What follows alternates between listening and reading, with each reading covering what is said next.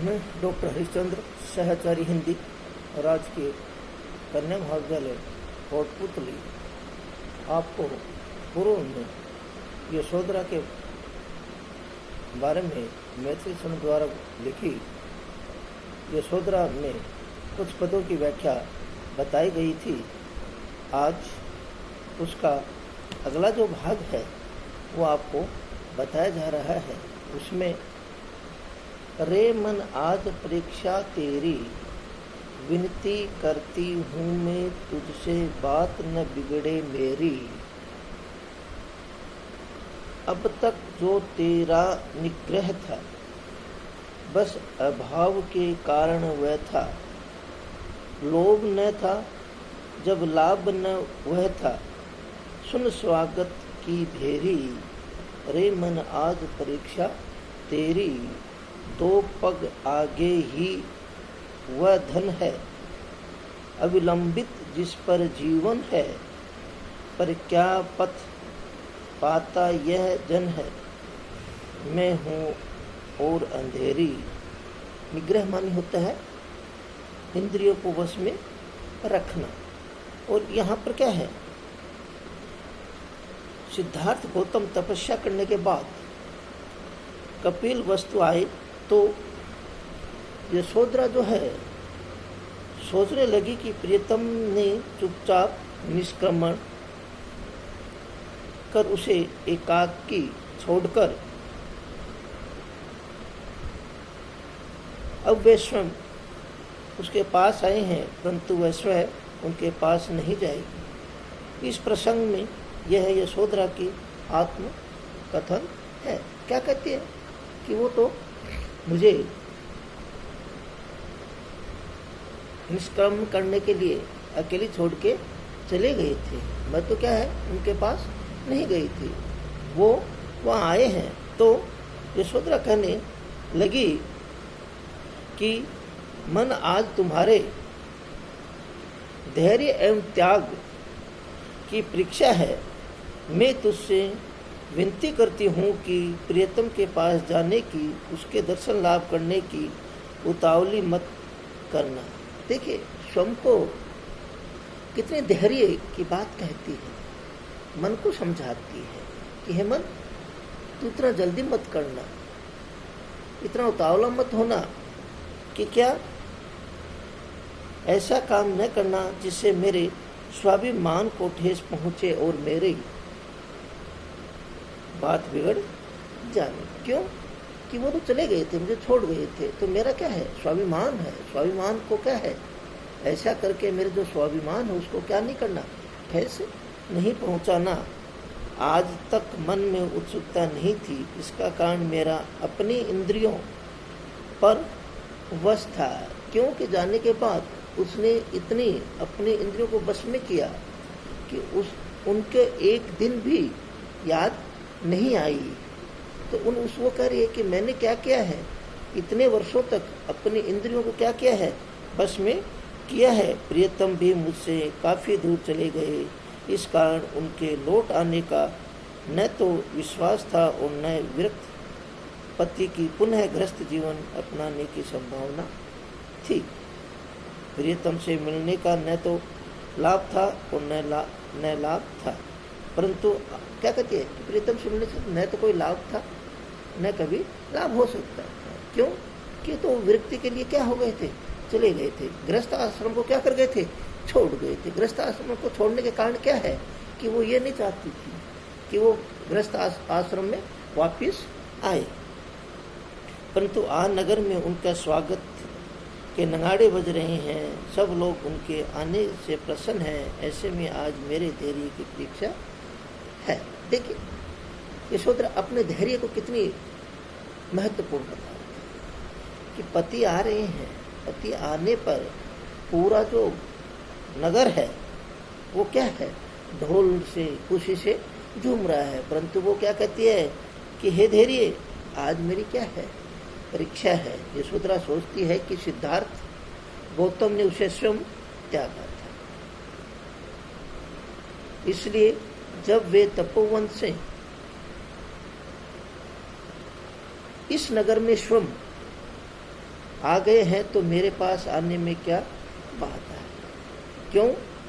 हे मन, मेरे प्रियतम आज मुझसे 2 कदम 2 पग आगे ही वे धन है और 2 कदम ही वो दूर है। अविलंबित जिस पर जीवन है। और क्या कहती है? प्रियतम जो है मुझसे 2 कदम दूर हैं, फिर भी उन पर मेरा जीवन आश्रित है, परंतु क्या मैं स्वयं उनके पास जाने का पथ पा सकते हूँ? पर क्या पथ पाता यह जन है, और क्या मेरा स्वयं जाना उचित है? क्योंकि इस समय निराशा से घिरी हुई हूँ, इसलिए मेरा मन क्या है? अनिश्चितता की स्थिति में है। देखिए, यशोदा अपने मन को क्या करती है? समझाती है। इसमें क्या? यशोदा अपने आप को क्या करती है? स्वाभिमानी मनोभाव को प्रकाशित किया है। भाषा जो है वो कैसी है? सरल है। आगे है, अरे मन आज परीक्षा तेरी, यदि वे चल आए हैं इतना, तो 2 पद उनको है कितना, क्या भारी वह मुझको जितना, पीठ उन्होंने फेरी, रे मन आज परीक्षा तेरी, सब अपना सौभाग्य मनावे, दरस परस नियश्रय पावे, उदारक चाहे तो आवे, यही रहे ये चेरी, रे मन आज परीक्षा तेरी। और यहाँ पर क्या है? गौतम बुद्ध आए हैं तो सब लोग क्या कर रहे हैं? उनके दर्शन कर रहे हैं, परंतु यशोधरा उनके पास नहीं जाने का निश्चय किया है। इस स्थिति में क्या है? सकारण वर्णन किया गया। क्या? रे मन आज परीक्षा तेरी, हे मन आज तेरी क्या है? परीक्षा है। क्यों?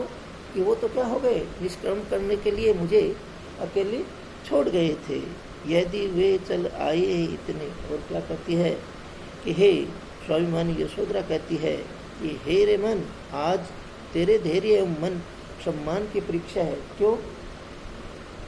प्रियतम गौतम सिद्ध प्राप्त करने के बाद तपोवन से स्वयं चलकर इस नगरी में आए हैं। वे जब इतने स्वयं चलकर आए हैं तो मेरे पास आने में उन्हें कितना कष्ट होगा? 2 कदम आगे बढ़ने पर क्या बाधा होगी? क्या भारी वह मुझको जितना। और क्या कहती है? उन्होंने मेरे ओर से स्वयं पीठ फेरी थी, इसीलिए दोष उनका था, अतः उन्हें स्वयं आना उतना बाधक नहीं होगा जितना कि मेरे लिए रहेगा। क्यों?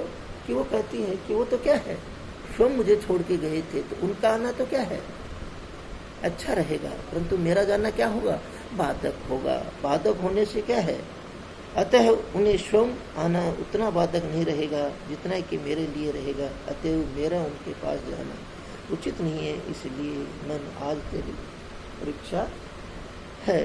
सब अपने सौभाग्य मनावे, दरस परस निश्रय पावे, उद्धारक चाहे तो आवे। और क्या कहते हैं? यशोधरा पुनः कहती है कि सारा जो नगर है वो क्या कर रहा है? गौतम के दर्शन पाकर और उनके हाथों को पवित्र स्पर्श पाकर स्वयं को सौभाग्यशाली मान रहा है। सब गौतम के दर्शनों से अपने कल्याण साधे, परंतु मैं स्वयं उनके पास नहीं जाऊंगी। वे सभी का उद्धार करने वाले प्रभु गौतम स्वयं ही चाहे तो मेरे पास आवे और मुझे अपने दर्शन दे, परंतु क्या है? उनकी दर्श परस निश्रय पावे, उद्धारक चाहे तो आवे, यह रहे वह चेरी। और क्या है? उनकी सेविका होकर भी स्वाभिमान को खातिर यहीं पर रहूंगी। क्या कहती है? कि दासी होने के कारण, सेविका होकर भी स्वाभिमान के कारण मैं क्या है? उनके पास नहीं जाऊंगी, अर्थात स्वयं उतावली दिखाकर उनके पास नहीं जाऊंगी। अतएव हे मन, आज मेरे धैर्य और स्वाभिमान की परीक्षा है। क्यों? कि गौतम बुद्ध जो है वही क्या हुए थे? मुझे छोड़ के चले गए थे, तो उसके कारण मेरा जो स्वाभिमान है खातिर मैं ये कार्य नहीं कर सकती। तो मन को कहते कि हे मन, तो किसके धैर्य और स्वाभिमान की क्या है, आज तेरी परीक्षा है। क्यों कि आज तेरा धैर्य और स्वाभिमान खत्म हो गया है, तो क्या है, तो परीक्षा में क्या रहेगी, फेल होगी, परीक्षा नहीं दे सकेगी। तो क्या है कि वही सेविका के होकर स्वाभिमान खातर उनके पास नहीं जाऊंगी। ये यशोधरा का